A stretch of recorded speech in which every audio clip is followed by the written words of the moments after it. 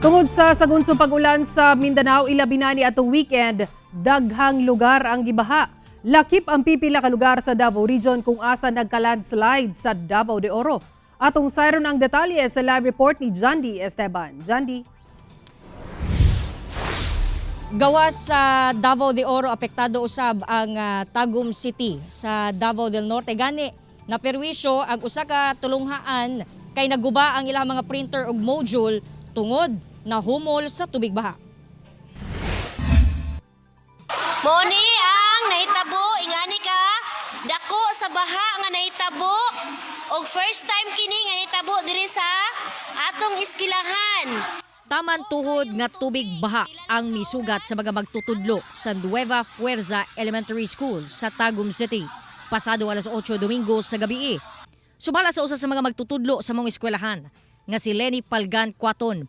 Nangadaot ang mga module o printer tungod sa kalit nga pagbaha sa unang higayon sa maong tulunghaan. Busa sa paghubas sa tubig baha, igo na lang siya sa paghinlo sa mga naipon nga lapok, kauban ang ubang magtutudlo.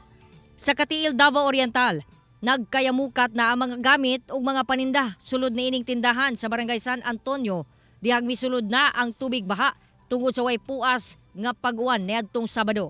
Mayo na lang kay nasalbar ning mga sako sa bugas, humandali kini nga nasaka ug wa naabtan sa baha. Samtang gibaha na sab ning bahin sa highway sa Barangay Malinawon, Mawab, Davao de Oro. Busa ang mga motorista, muminor gayod pag abot sa lugar aron dili mo tiurok ang makina. Sa susamang barangay sa maong lungsod, nakatala sab og pagdahili sa yuta nga nakaharang sa dalan. Hinuon daling mihimo og clearing operation ang MDRRMO ug Municipal Engineering Office. Sara nanawagan ang mga residente sa mga apektadong lugar sa local government unit sa ilahang mga lugar nga unta na ilahang sulbaro no sa ilahang LGU. Kining problema nila sa drainage system aron panahon nga mag-ulan dali lang muhubas ang tubig. Sara. Okay, daghang salamat, Jandy Esteban.